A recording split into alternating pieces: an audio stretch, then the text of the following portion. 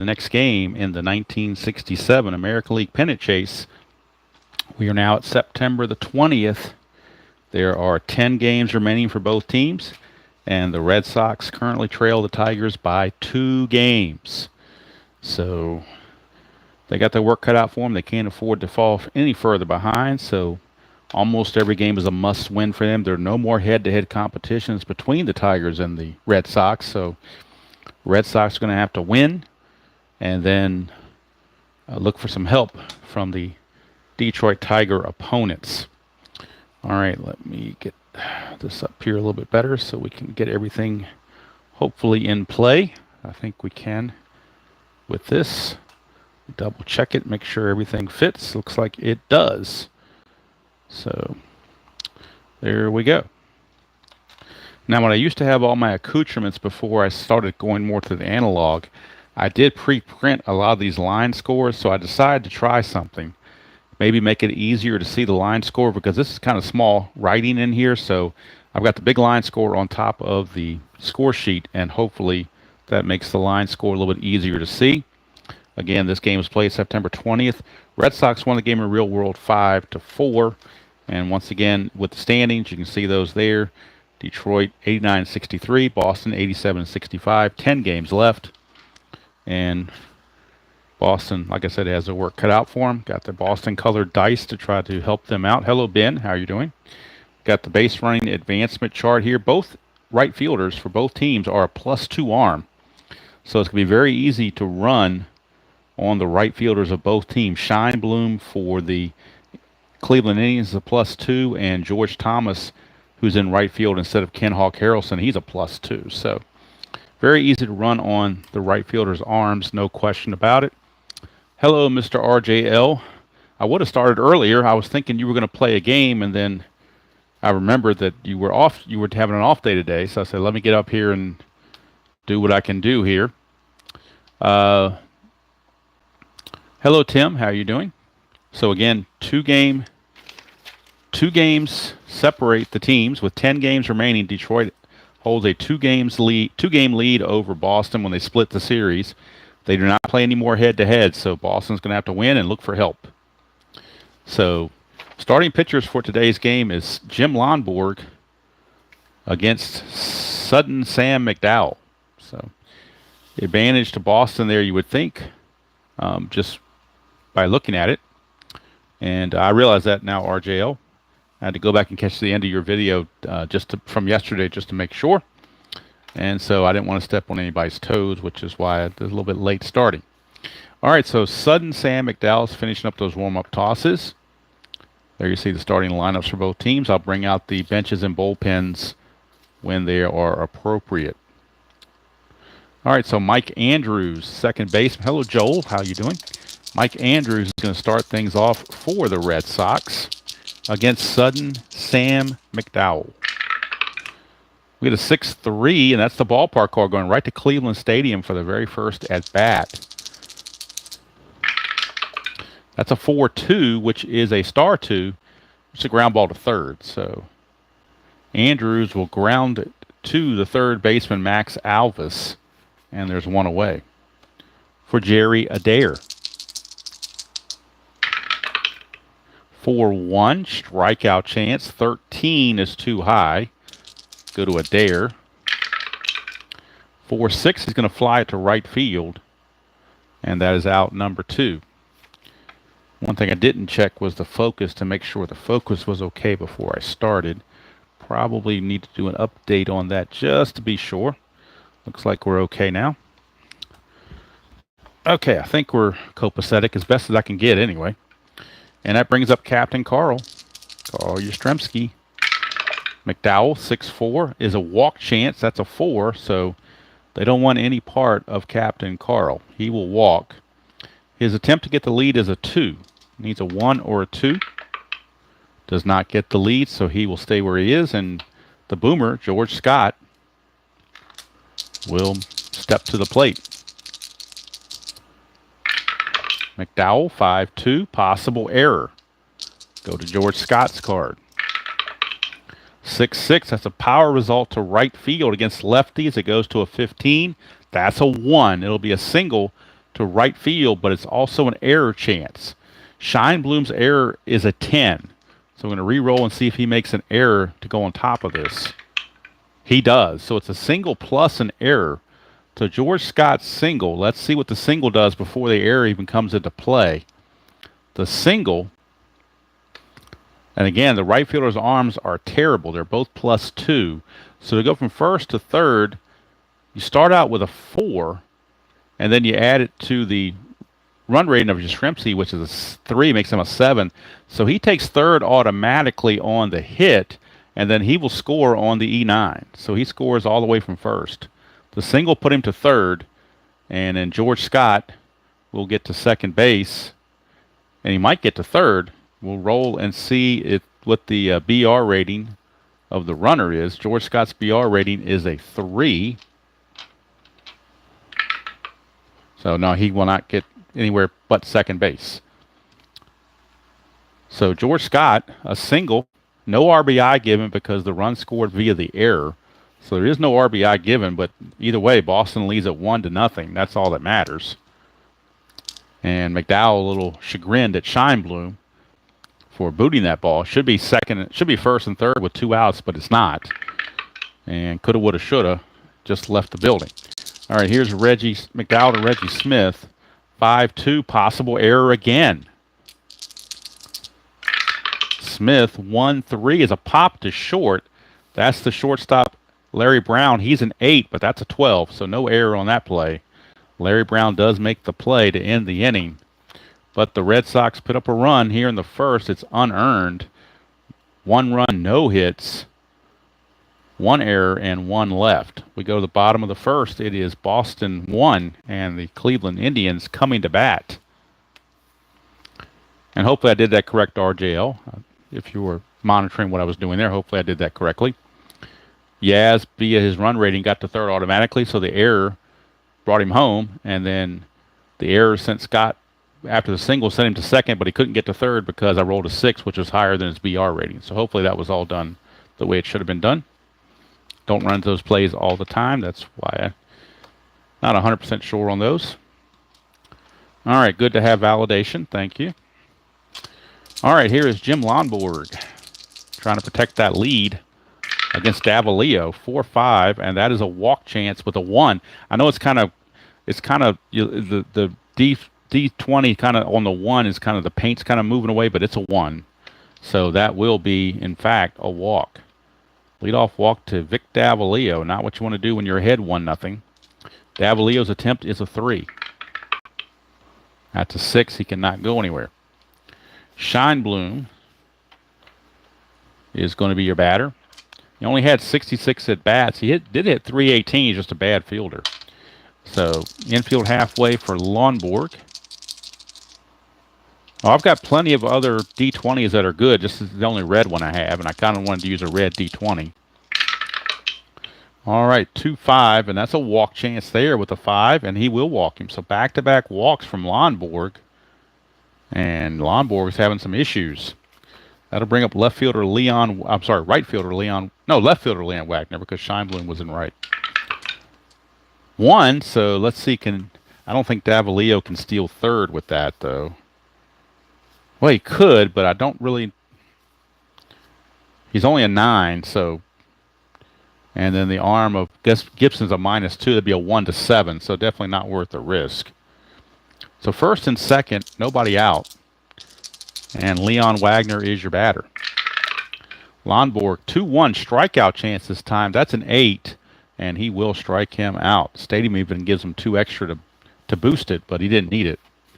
The 11 fit quite nicely. That 8 fit quite nicely into the 11. So 1 away. Here's Tony Horton. He is a double play candidate. 6-6 strikeout plus. He's also a strikeout candidate. Plus will make him a 17. Stadium has 2 is a 19. That 13 fits very easily. And after walking the first 2, he comes back to strike out the next 2. And now third baseman Max Alvis trying to prevent Cleveland from coming up empty-handed after 2 leadoff walks. 2-5 is another walk chance, but 17 is far too high. Alvis, 5-5, is a ground ball to third. And we're just going to say that Adair just throws to first. Since it's the last out, we don't have to worry about a double play or anything like that. So no runs, no hits, no errors, and 2 left.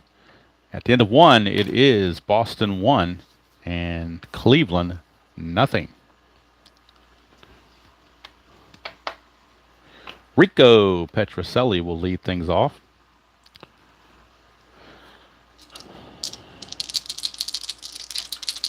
And of course, while Boston is playing Cleveland on the 20th, Detroit is going to be hosting the Yankees. It'll be Al Downing against Joe Sparma in that game.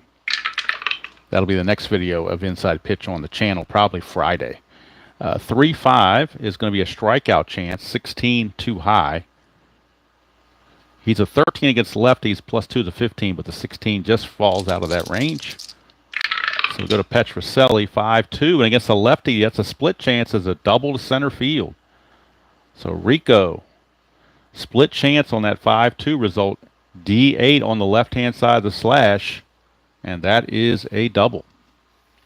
So a leadoff double for Rico Petrocelli. Check for a pickoff chance. There is none. Here's George Thomas. Very little used George Thomas. 89 bats, hit .213. 5-2. Possible error again. Boy, McDowell is rolling those error chances left and right. That's a 2-5. It's a fly to left. That's out number 1 if it's not an error. That's a 6. The left fielder, Leon Wagner's only a 3, so he will make the catch for 1 away. Now, Petrocelli get from second to third. You lose 3, so it drops him to a 0. Wagner is a +1 arm, but I'm kind of using the RJL method. If the runner goes to 0, I cut it off right there. I don't worry about anything else. He's a 0, so he's got to stay put.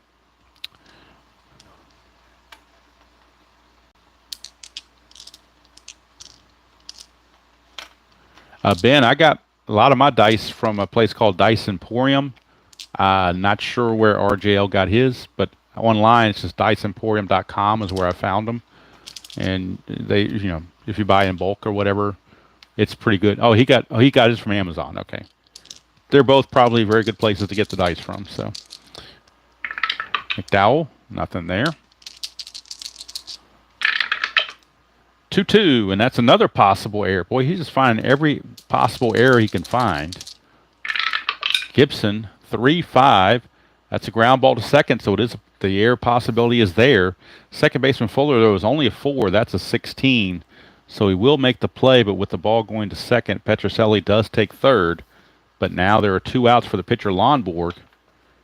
141 hitter, so he's not totally automatic out. But he's close to it. McDowell, 3-4. That's a strikeout chance, and he will get him easily to end the inning. So the leadoff double doesn't amount to anything. No runs a hit, no errors, and 1 left. We go to the bottom of the second. Still 1-0. Favor the Red Sox. And coming up for the Cleveland Indians, it'll be Joe Askew, the catcher, followed by Vern Fuller and Larry Brown. Let's see, 3-2 is a strikeout chance. That's an 11. He strikes out as a 6, +2 is 8, but it doesn't fit. So Askew will get the swing. 3-4, and that's a ground ball to third, 1 away. So Askew is retired.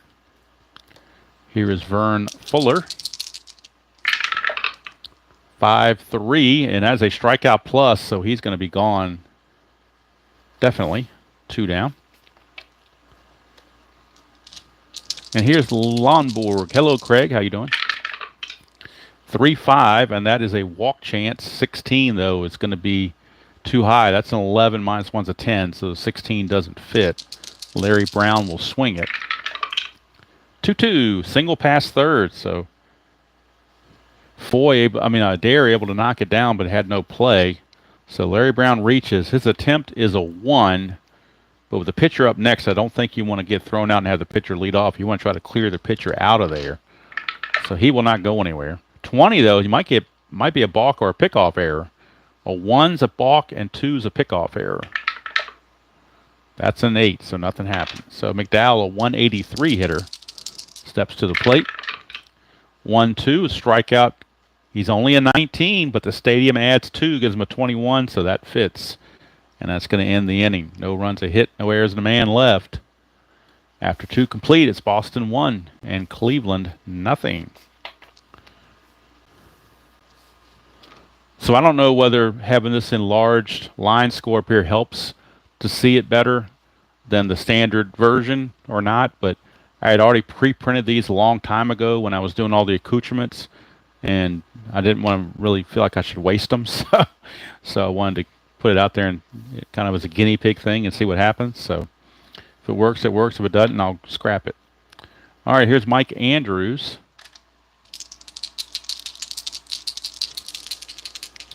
All right, here is McDowell. 3-2 is a range play, so we're going to Andrews for a range play. Hello, Doug. Range play on Andrews. 1-6 is a fly to center. We're checking the range of the center fielder, Davalillo. He is a 3. A 1-3, and Davalillo will make the catch. And he does. So Davalillo takes the hit away from Mike Andrews. Nice play for Davalillo. 1 down for Jerry Adair. McDowell, 1-1 is a blank to a righty. So we go to Adair. 5-1, ground ball to third. And Alvis will take care of it. Throws over to Horton. 2 down for Carl Yastrzemski. He walked and scored on a single and an error by the right fielder Scheinblum. 1-6 is a ballpark card going to Cleveland Stadium for Yastrzemski. 5-3, and that is a ground ball in front of the plate. And Joe Askew will handle it no problems to throw out Captain Carl. Go to the bottom of the third. Still 1-0. Favor of the Red Sox. They need to win and get some help from the Yankees in order to try to help catch up against the Tigers. Tomorrow's schedule, 9/21, these 2 teams play. The Tigers and Yankees do not. And on 9/22, they have both teams have double headers, but against different teams. So that's what the schedule looks like coming forward. Here is Davalillo to lead off. 4-1 is a blank. He's not tired. 5-2, and that is a single past first base on that split chance. So against a righty, it's a single. Snuck it past George Scott for a leadoff single, and Davalillo's attempt is a 3. But he cannot go anywhere. Now the 19 comes up, but Scheinblum is not a good bunter, so we're not going to have him bunt. But he is a .318 hitter, so we will have him hit. 3-3, range play at the park. Going to Cleveland Stadium for a range play. 5-2 is a fly to center, so we're checking the range of Reggie Smith, and he's a 4. So 1-4, and Reggie Smith will make this catch. He does not. Is it a single or a double? It's a single to center field for Scheinblum. Now the question is, can Davalillo make third? Well, on the running chart, single first to third, you lose 1. So Davalillo drops to a 2. So 1-2, he makes it. He does not. It's a 6. Possibly could be out. The outfielder arm is a 0. So on this chart here, a 1-3, and we go to this chart, a 4-6, and he just holds. And we go to the third throw chart, or the OTC chart over here. So on a 1, lead runner advances, the ball is caught up, and the trailing runner is thrown out. On a 2-5, the lead runner is going to be out. A 6, there's a rundown. So that's a 3, which means that Davalillo is thrown out at third base. So Davalillo is out at third. It's going to go 8-5 as Foy puts on the tag for out number 1. And I think Scheinblum will get the other. Let's see here. If roll higher than trail runners, base runner than holds. All right, so that's a 3. It's not higher than Scheinblum. Scheinblum is a 3. That is not higher than that. So to me, Scheinblum takes second on the throw. I believe that's the way it's done. Because if this was a 4, then he would have had to hold. A 4, 5, or 6, he would have had to hold. But since it's the same, and the chart says it has to be higher for him to hold. So he does take second on the throw. But Davalillo is out at third. So you end up with Scheinblum at second base and 1 out. And Leon Wagner, the batter. Nothing on the strategy. Lonborg to Wagner. 5-2 as a walk plus to a lefty. He walks against righties at an 8. The plus is an 18. -1's a 17. The 5 fits. That'll put runners at first and second with 1 out for the cleanup man, Tony Horton. Tony Horton. Hello, Jeremy. If I missed you, sorry about that. So infield double play depth. Lonborg 2-6 range play. That means if it's to the infielder, they lose 1 on their range. Horton 3-2 is a single past second base. The range of Andrews is a 3, but being double play depth, he drops to a 2. So it has to be a 1 or 2 to catch this, or the single will hold. And the single stands. It is a base hit, S4. And we'll see Scheinblum runs at a 3. And on an S4 to score from second, all you need is a 2 or better. So he will score without a throw to tie the game. And Leon Wagner runs at a 2. To get from first to third, you need a 3. He does not have that, so he will hold at second base. But the score is now tied at a run apiece. And that's 3 singles and a walk this inning against Lonborg. He hasn't gotten anybody out. The only out was on the base paths. So he has to regroup.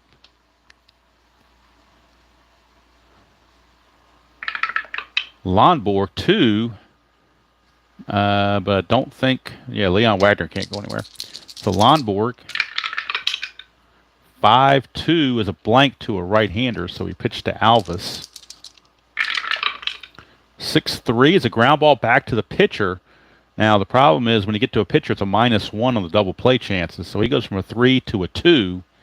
Then the pivot would be the second baseman Andrews. He's a -1, drops it to a 1. So we got a 1 right here. And it's a 5, so it will not be a double play. But they will get the force on Horton. It's going to go 1 to 4 for out number 2. Wagner does take third, and Alvis reaches on the fielder's choice. So runners at the corners with 2 outs. And let's check Alvis for any kind of chicanery, but he's not doing anything. And Joe Askew, the batter. Runners at the corners, 2 outs, 1 in. Lonborg, 4-4. Home run straight up. That's a 13. That's a 9. It is long. It is high. It is deep. And it is gone. So Joe Askew, a 3-run homer off of Jim Lonborg. He was playing with fire all inning, and he just got burned. It is now 4-1 Cleveland, and the Tigers are loving it. Let's look at it again. 4-4, straight up home run against a right-hander. He's a 13. Stadium doesn't affect it. That's a 9. That's a home run all day long. So Joe Askew. And Askew had 11 home runs on the season. And that was a big one right there. Tiger fans are loving it. Lonborg, 2-1, strikeout chance 7, got him to end the inning, but too little too late as the Cleveland Indians put a 4 spot up here in the third. 4 runs on 1, 2, 3, 4 hits. No errors and nobody left. So at the end of 3, it is now Cleveland 4 and the Red Sox 1. And Red Sox Nation not very happy right now. Not very happy with them right now. Hello, Mr. Red Sox fan. I didn't see you coming in there. Sorry about that. Sorry about your Red Sox, Al, but Tabby is a Tiger fan, so she's happy about it. As the Tigers lead the Red Sox by 2 games with 10 to play, and they're getting help from Cleveland, so lead could go up to 2.5 when the game is over if the Red Sox do not rally. Here's McDowell to George Scott. 6-5, and that is a strikeout plus, and McDowell may be energized by that run support, strikes out George Scott. 1 away for Reggie Smith. 6-1, blank, because Smith's the switcher batting right, so that's a blank. Go to Reggie. 2-6, and that's a ground ball to short. Easy play for Larry Brown, 2 down.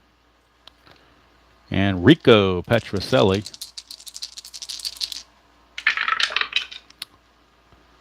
2-3 is a strikeout chance. 11 will get him. He strikes out at a 13, plus 2 is a 15. So Sam McDowell suddenly is in charge. He has retired 8 in a row, and the Indians continue to lead at 4-1 as we go to the bottom of the fourth, and their ace, Jim Lonborg, shaky at best. For the Indians, it'll be Brown, McDowell, and Vic Davalillo. Remember, the Tigers in this block of days on 9/20 host the New York Yankees, and that'll be the next video. Joe Sparma against Al Downing. That'll probably be on Friday, I'm guessing.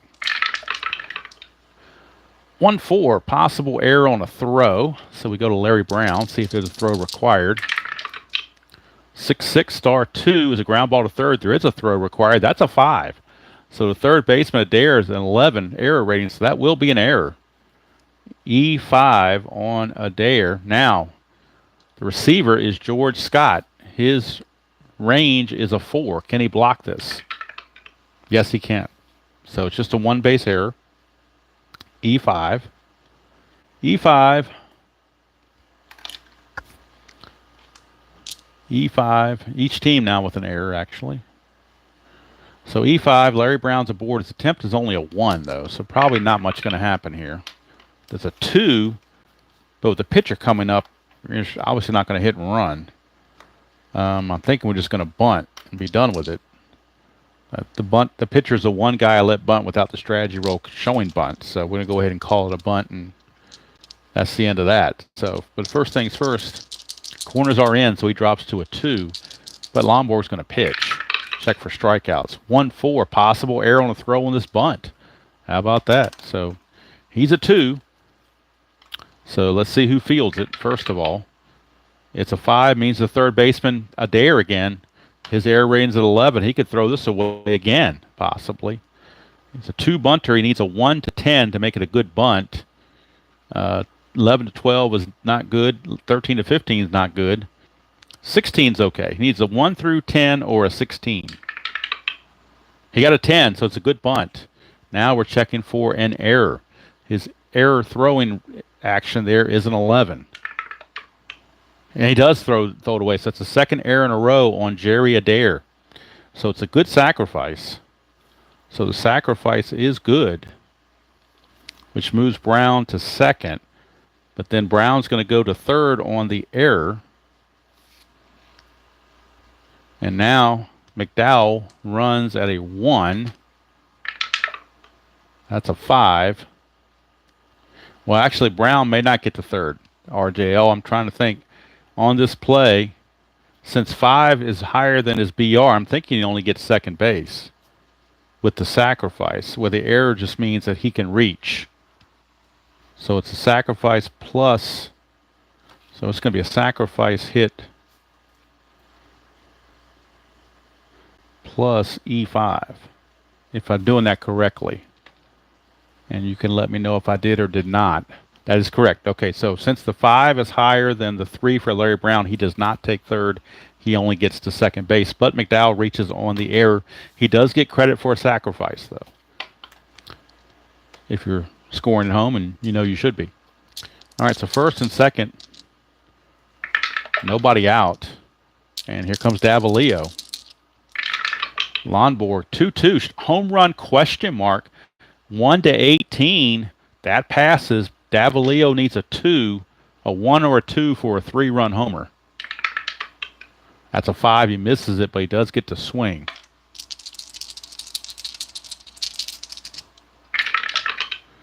(5-1) power result to right field. It goes as a 13. That's a 4. It'll be a single to right field for Vic Davalillo.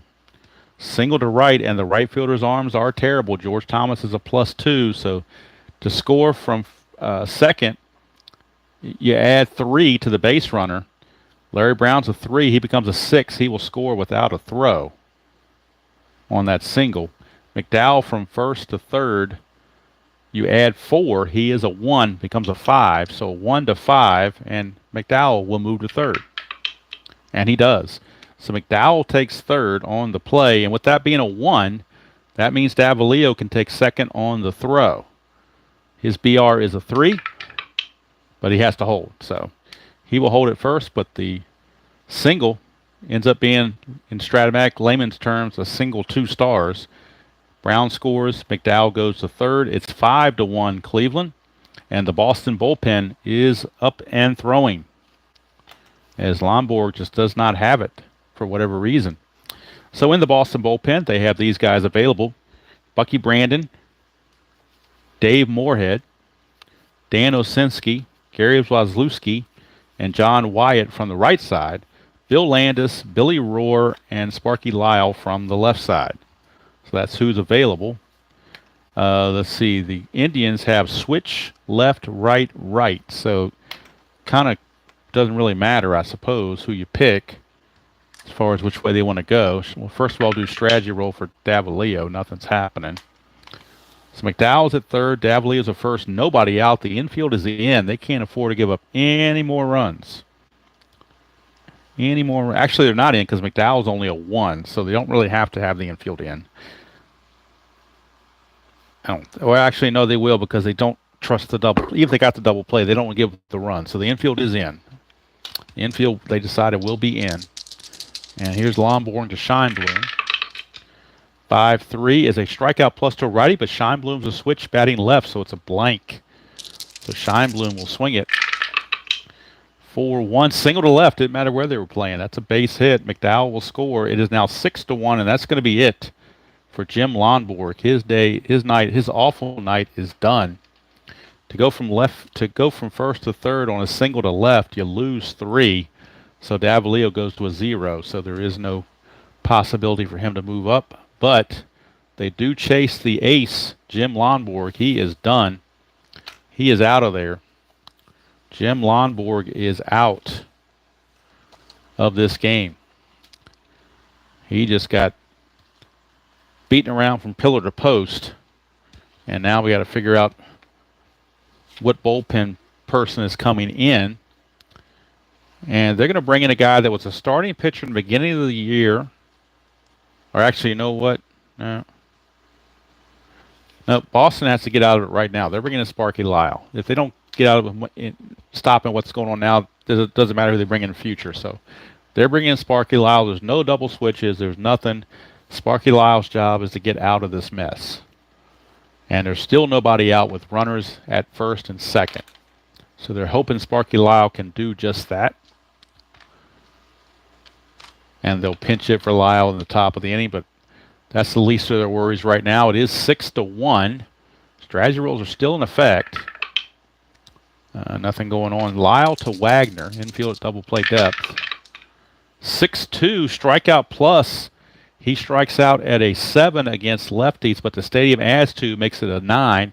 The plus is a 19. That's a 19. So Leon Wagner gets called out on strikes.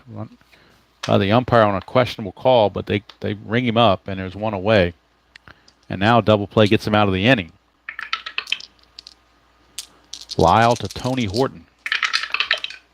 2-4, and that's a walk plus, so that will load the bases. Not what Lyle wanted.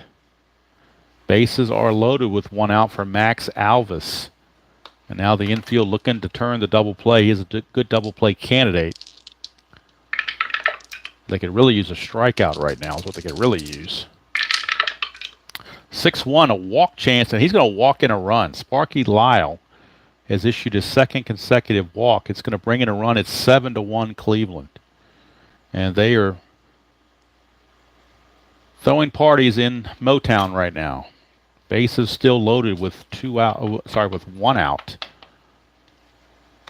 And Joe Askew hit a 3-run homer last time is up. And now strategy rolls are off. Lyle to Askew. 3-1 range play. Infield's halfway. Askew 5-5. That's a double to left against a left-handed pitcher, but it's a range check. Yastrzemski is a 5. So anything other than a 6, and Yastrzemski makes the catch. And he does. Out number 2. Now, is it a sacrifice fly? His sacrifice fly rating is a 2. That fails.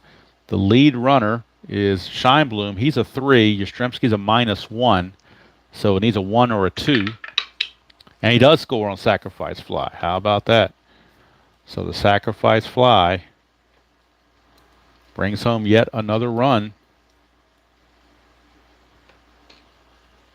And again, that now we can close the book on Lonborg. Lonborg is responsible for all of these runs. So Lonborg is going to give up 8 runs. Not all of them are earned because of the error, the 2 errors on a dare early on, but he's going to give up 8 runs total. Now there's 2 outs for Vern Fuller. Again, strategy rules are off. Lyle, 4-5. That is a home run question mark to a right-hander. 1-17, it passes. So Vern Fuller on a 1-11 will hit a 3-run bomb. 19, he does not. So slight reprieve for Boston there. 4-4, though, is a ground ball to third. I'm sorry, it's a single pass third against the lefty. It's an S5 against the lefty. Horton runs it a 3 with 2 outs. It becomes a 4 to score on an S5 from third base. I'm sorry, from second base. You need to have a 5 or higher. He's only going to be a 4, so the bases are loaded. But they've now batted around as the man that started the inning, Vern Fuller. I'm sorry, Larry Brown. He started the inning reaching on the error by Dare. So he's going to bat again here in the 4th. Bases loaded, 2 outs, 4 in, 8-1 tried. 6-5, and that's a possible error on a ground ball. Here's Larry Brown. 2-2, single pass third, but it's not an error because it's going to be a single chance, so it basically turns into a base running chance per the chart. So he's a base running rating of 3. A 1, 2, or 3, he beats this out. 4, 5, or 6, the inning is over. It's a 2, he beats it out for an infield hit. So Larry Brown keeps it going. Another run has come in. This one's charged to Lyle. It is now 9-1 in favor of Cleveland. And if this was Little League, they might be doing a slaughter rule. But this is major leagues. You got to suck it up. Lyle. And he's almost close to fatigue. 1, 2, 3, 4, 5, 6. Yeah, he is fatigued right now. 5-4 is a hit by pitch. He's not going to hit the pitcher, but he is fatigued, so he needs to get out of this.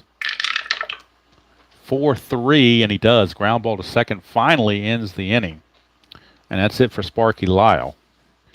But the nightmare for the Red Sox continues. 1, 2, 3, 4, 5 runs. It is now 9-1 after 4.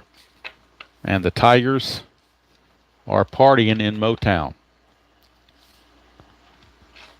For the Red Sox, it'll be Thomas, Gibson, and a pinch hitter for Lyle. And they'll probably go to, well, it depends on who's on base as to who they might go to. Right now, George Thomas will lead it off. McDowell, 1-4 range play. Thomas, 2-6 liner to short for a range check, and I believe that still takes effect. It's just the error you can't have. You can have a range play, just not an error play. So, liner to short, Larry Brown is a 3. 1-3, he makes the catch. He does. So Larry Brown snags it for out number 1. 1 down for Russ Gibson. 4-5, and that is a strikeout chance. He's not tired. 6. So he struck him out. 2 down.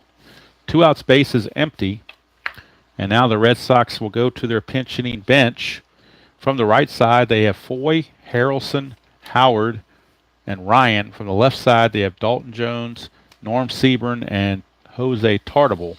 So with 2 outs and the base is empty, they're going to go with whoever they think can hit a home run the best. And that's up for debate.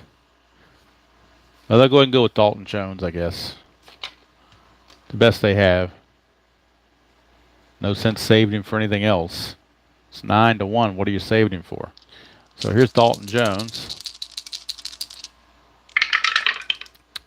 5-5, and that is a wild pitch, but nobody's on base, so it's simply ball 1.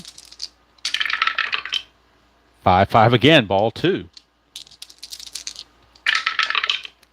2-3, strikeout chance 11. He's an 8. Stadium has 2, but that's going to miss by 1. So Dalton Jones will get the swing. 6-6 is a ground ball to second, and the inning is over. So that's going to do it for the Red Sox. 3 up and 3 down. And we go to the bottom of the 5th. The Red Sox will need a sacrificial lamb for the bullpen. Who can give them length? And they're going to go with... Who can give them the most length here? Oh, Moorhead can, obviously, because he was a starting pitcher, former starting pitcher. He could face 17 batters in relief. So they're going with Dave Moorhead. That seems to be the logical choice. They need him to eat innings because they have a doubleheader coming up. So they can't. They got one game tomorrow, and then a doubleheader coming up the next day. So they need to. Gary Bell going tomorrow, and then Stevenson and Santiago start the doubleheader. So they need Moorhead to burn some innings. So here in the bottom of the 5th, it'll be Davalillo, and I got to move all these over by 1 because of the batting around. Then won't need the bottom of the 9th, so that shouldn't be any problem. All right, 9-1, and we're going to test that RJL theory about no lead being safe. Although Sudden Sam McDowell is pretty tough. All right, Moorhead to Davalillo, 4-4, and that is a blank against a lefty. Davalillo, 5-2, and that's a single past first base on the left-right split. That is a single. Single for Davalillo. Obviously, strategy rolls are no longer in play, so that speeds up the game a little bit. Here's Scheinblum. 1-6 is a straight-up single, S1. To get from first to third on an S1, you need a 4 or better. Davalillo is only a 3, so he will hold. And that'll bring up Leon Wagner. So Moorhead not exactly fooling anybody either. 3-5, strikeout. 4, finally gets an out. And how about that? Leon Wagner, through all these hitting, he has got the hat trick. 3 strikeouts. That brings up Tony Horton. Here's a who. Oops, Suadice. Had to have one of those in each game. 5-4, possible error on the throw. 4-5 is a liner to third. Liner to third. Now, there is a possibility of a throwing error because it's a line drive. And that's an 8. So that's the 3rd error of the game on Jerry Adair. Because you do have errors on line drive on throws when you're trying to throw to get the runner out at the plate or at the on the bases. So with the runners at first and second and a ball hit to third. Let's see, runners on first and let's see. Ball hit to third, runners at first and second. Or is there? Maybe there's not. Oh, here we go. Run on first, the ball hit to third. A 1 or a 2 would have done it, but the throwing error alleviated all that. And so the E5 will send the runners an extra base. That's a 3rd error, all 3 on Jerry Adair. And it's 11 error rating. Now, the receiver.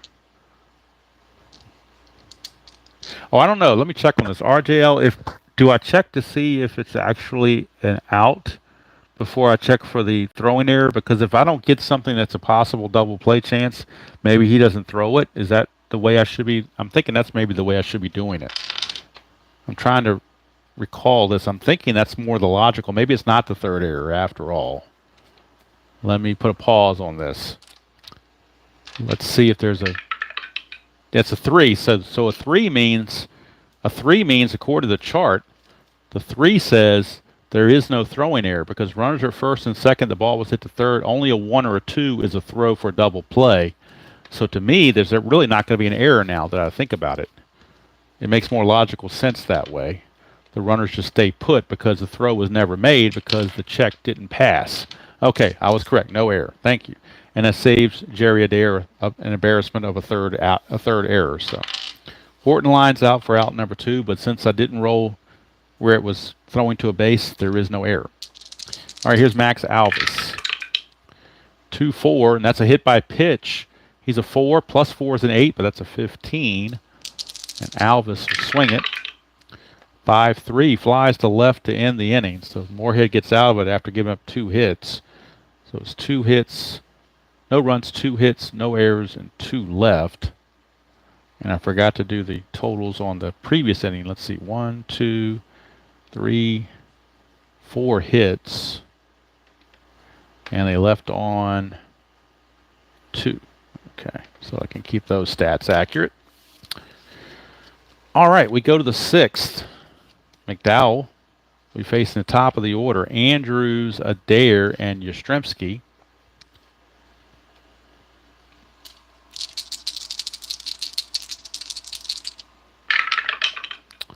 Two, 3, and that is a strikeout chance, 7.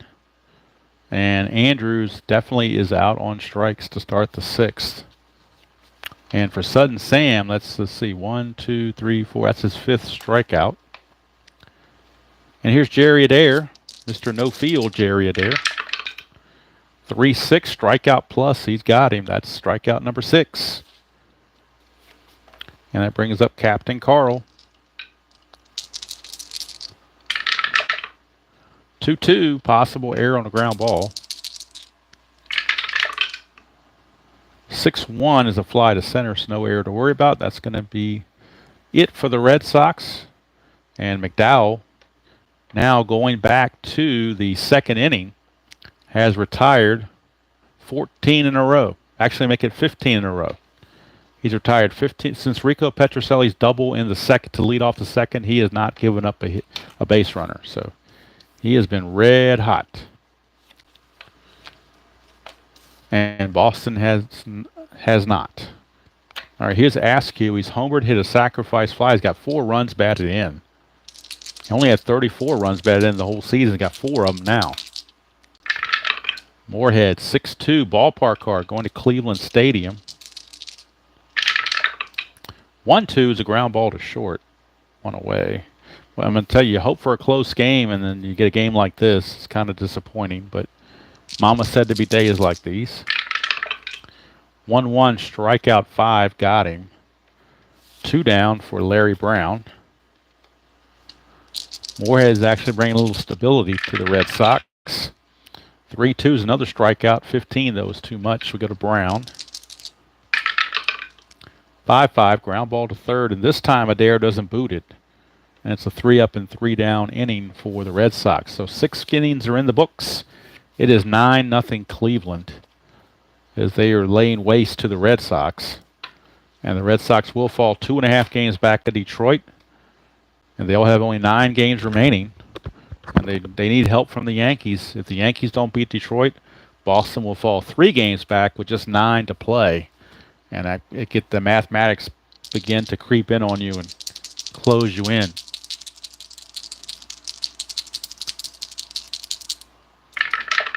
McDowell, 2-4, walk plus. So George Scott will draw the base on balls, and that ends the streak of 15 in a row retired by Sam McDowell. Here's Reggie Smith. 3-4, strikeout chance, 12. He's a 10. Stadium adds 2, so it's a strikeout. Strikeout number 7 for Sam McDowell. He struck out 236 in 236 innings, so his 1 strikeout an inning is pretty much right in line. 6-2, and that's a range play at the park. They were halfway, so if it's anything in the infield, they lose 1. 6-4 is a ground ball to first. First baseman's range, Horton, drops to a 2. So 1-2. And he can't make it by playing halfway. It snuck by him for a base hit. And S3 to get from first to third. We need a 2 or better, and Scott is a 2 or better, so he will make it to third base. Runners are at the corners with 1 out for George Thomas. Infield playing for the double play. 5-4. Strikeout plus. Got him. 2 down. And that's strikeout number 8 for McDowell. And here's Russ Gibson. And we're in the 7th, though, so now we can start pinch hitting. So let's see if they want to pinch hit for Russ Gibson, which I know they will. He's a 203 hitter. So they're going to bring in somebody a little bit better, what they hope is better, and that's Hawk Harrelson. So Hawk Harrelson will hit for Gibson, and then Mike Ryan will come in and catch. So Ryan will be the new catcher. And he's a 3, 4, and a 15 with a 0, range of 2. But Hawk Harrelson is your pinch hitter in his Oakland A garb, as he was acquired by the A's.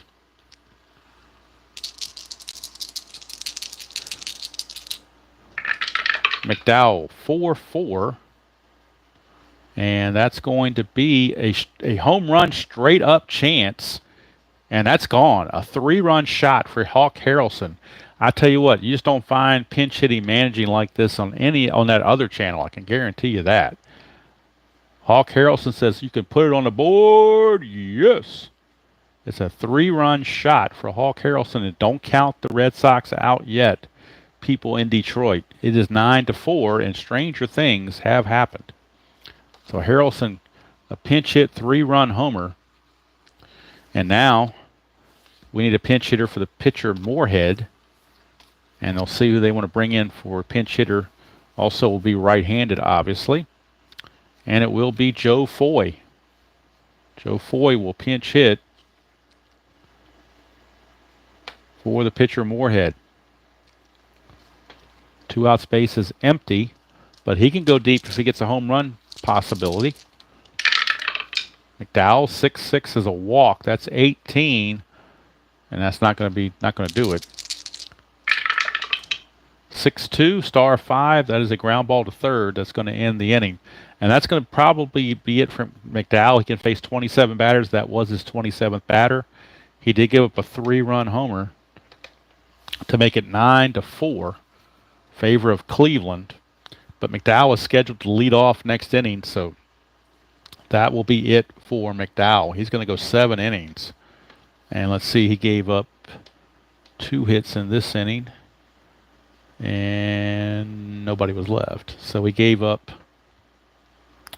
just 3 hits. He gave up he gave up 4 hits because he gave up a single there, so I missed this one. Gave up 4 hits.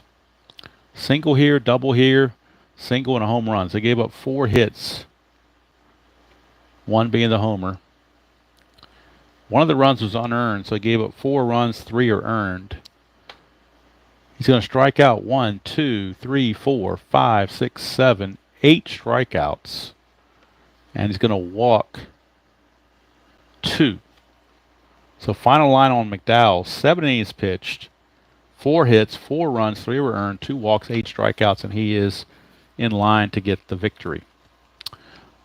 So we need a new pitcher for Boston to come in a 9-4 game. Due up as a pinch hitter, Davalillo and Scheinblum. Some lefties are coming up. So they're going to go with Billy Rohr. Again, he was a starting pitcher in the beginning of the season, but he did have 2 relief appearances late. I believe one was on September 22nd, so he's on the roster. Per the PC Replay Baseball, he is on the roster, so they will use Billy Rohr. Which means Cleveland will go to their bench for a pinch hitter, and they'll go for a right-hander. And their possibilities are Demeter, Gill, Gonzalez, Hinton, and Simone, and Vidal from the right-hand side. King, May, Sims, Smith, and Whitfield from the left side. But with Rohr being a lefty, they're going for a right-handed pinch hitter. And let's see who's got the most at-bats or the best average. It looks like maybe Chuck Hinton. Yep, it's going to be Chuck Hinton. Hinton will pinch hit for McDowell. And then Cleveland will need a new pitcher. So right now, Billy Rohr facing Chuck Hinton in a 9-4 game. 2-3, and he's not tired, so there's no single there. Go to Hinton. 2-1, and that's a power result to center field. It goes to 18. That's a 12. That's a pinch hit double. And I'm telling you, the pinch hitting managerial decisions, you ain't going to find them on that other channel. You better stick right here if you want the best in pinch hitting performances. So a pinch hit double for Hinton, and that's going to bring up McDowell. 3-6 is a blank. We go to Davalillo. 3-1, ground ball back to the pitcher. 1-3, and when a ground ball is hit to the pitcher with a runner at second, the roll is higher than the BR rating. Well, the BR rating of Hinton is a 4. That's a 1, so Hinton's going to take third base. Hinton does take third because he runs well. So he goes to third, which means the infield is going to have to come in. And Scheinblum is going to be against Billy Rohr with the infield in.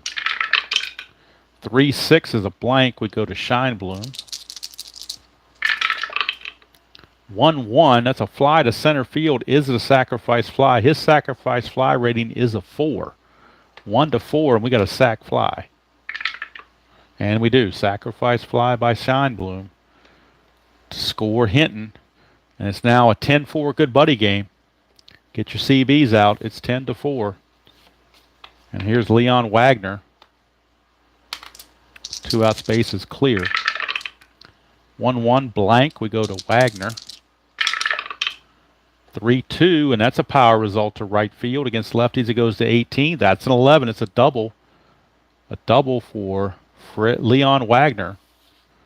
And the inning continues. The inning continues with Tony Horton. Rohr, 4-1, strikeout, 15 too high. Horton, 3-1, fly to left to end the inning finally.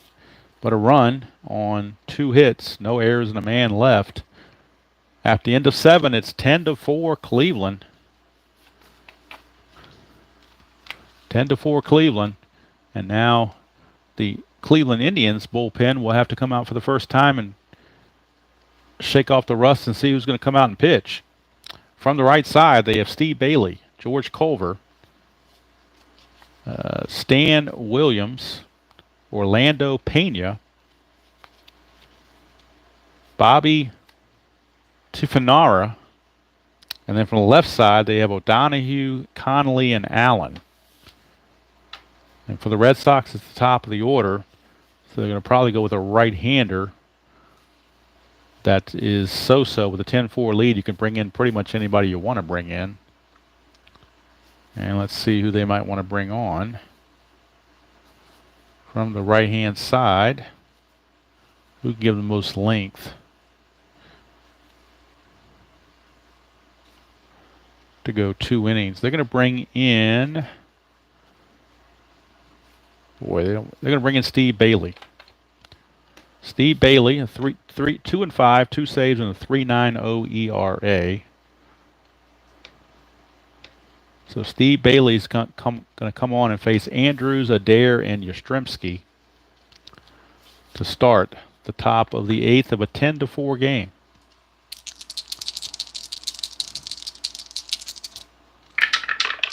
Bailey, 1-2, ball 1 on a wild pitch. 6-4, that's a strikeout chance. 17, though, is too high. We go to Andrews to finish. 2-2, it's a ground ball to short. Larry Brown makes the play, 1 away. And that brings up Adair. 2-1, straight up single against the right-hander. Adair will get his first base hit of the game. And that brings up Captain Carl. 6-1, ballpark card going to Cleveland Stadium. 5-2 is just a fly to center field. That is 2 away. For the boomer, George Scott, he hasn't done much booming today. He's 1 for 2. Single and a strikeout and a walk. Did score a run. 2-5 is a blank. We go to Scott. 6-4, it is a star 5, which is a ground ball to third. And that's going to end the inning. So no runs, a hit, no errors, and a man left. We go to the bottom of the 8th. And coming up for Cleveland's Alvis, Askew, and Fuller. Now, Rohr can face 6 batters. He's faced 5 already.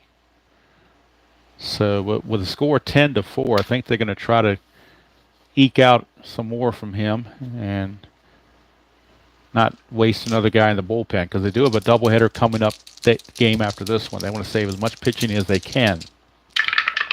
Rohr, 1-5. He's not tired yet. He will be on the next batter, so it is a strikeout chance. 15's too much. Go to Alvis. 6-3. It's a ground ball back to Rohr. 1 away. Now he is tired. Anything in the parentheses, he's got to come out. So Askew is your batter. Rohr, 1-6 is a blank. Go to Askew. 6-2 is a single to center field. Askew now 2 for 3. I'm sorry, 2 for 4. A home run, single, and a sacrifice fly. 4 runs batted in. Here's Vern Fuller. 2-5. It's a walk plus. And so against the lefty, he walks in an 11. The plus is a 21. -1's a 20, but that's a 19, so it fits. And they really don't want to go to the bullpen, but they might have to. It's going to be tough sledding here. Larry Brown. 4-2 is another walk plus, and so he's going to load the bases. And that's going to send up Bailey, the pitcher. Does not have his own card, so they will have to pull out the generic pitcher hitting card for the Indians. So let me go retrieve that, because Bailey did not obviously have enough at-bats to have his own card, so they will bring in the pitcher hitting card. They want Bailey to finish the game out and save their bullpen with a 10-4 lead, so they're going to let him hit. Bases loaded, 1 out. Rohr, 5-6 is a blank. We go to the pitcher hitting card. Infield is for the double play. 1-4, ground ball to second. Chance for the double play. He's a 5. Double play +2 is a 7. Halfway is an 8. Doesn't matter about the pivot. Anything other than a 6, it'll be a double play. And it is. So it's going to be a double play. And I forgot, it's a ground ball to second, so it's a 4-6-3 double play. To end the inning, and that's it for Rohr. 10-4 as we go to the 9th. Bailey will be back out.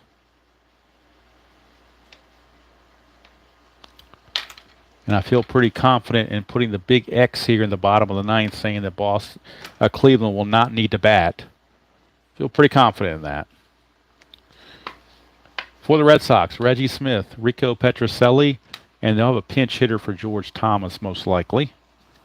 And let's see who they might want to get. They could use Jose Tartable.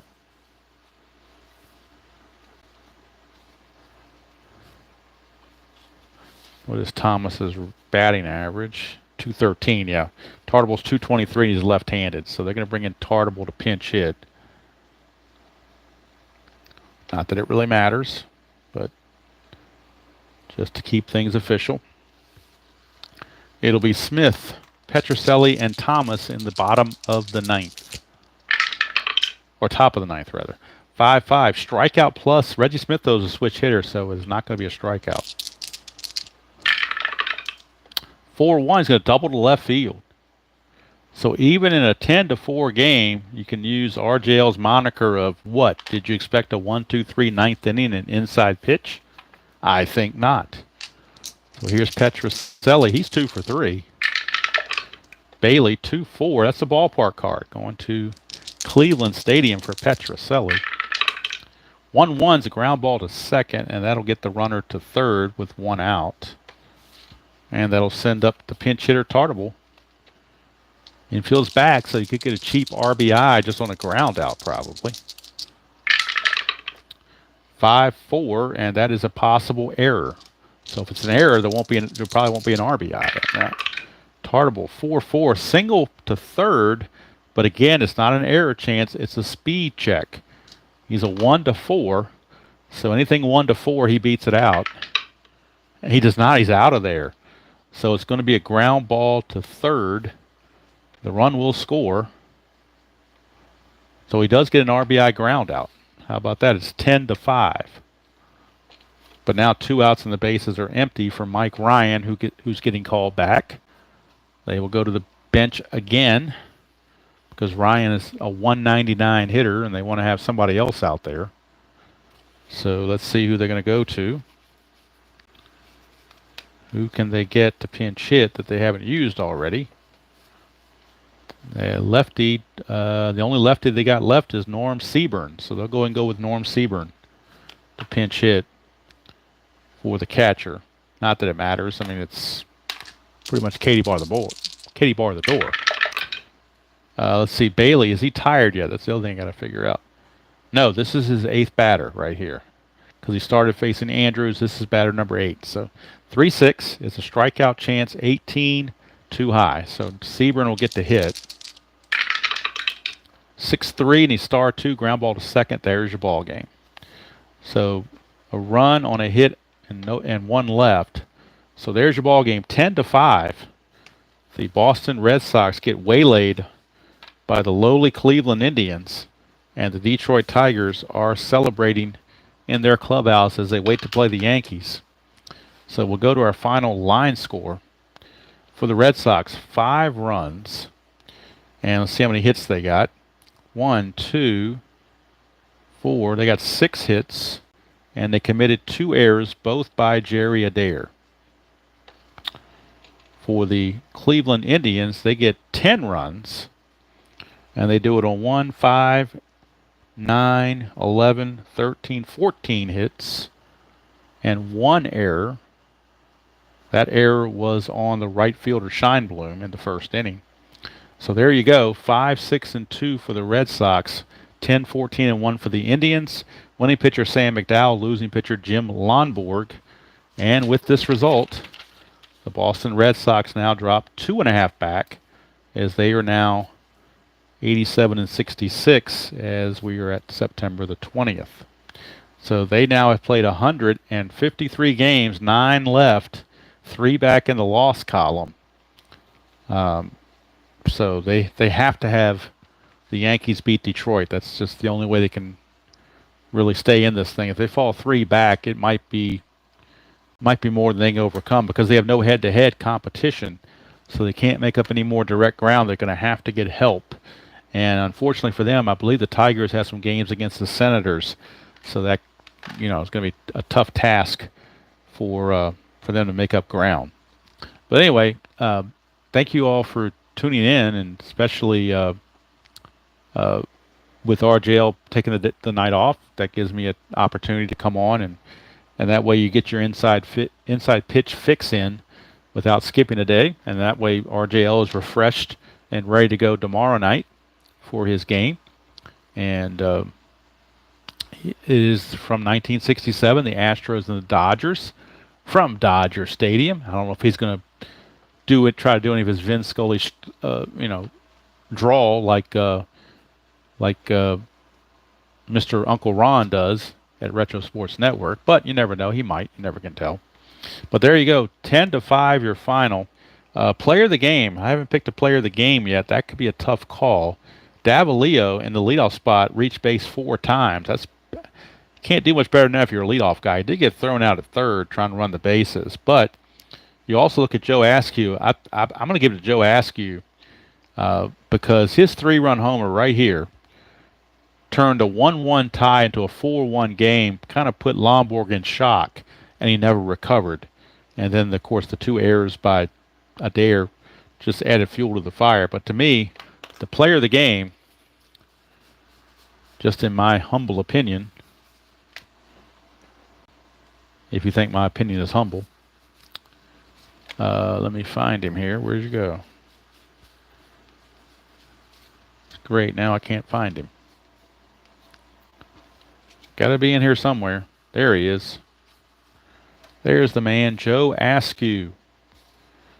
251 hitter with 11 home runs in 86 games. But his 3-run homer, plus he added on a sacrifice fly in the fourth inning just for good measure.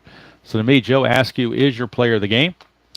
And like I said, when you get ready for the next game,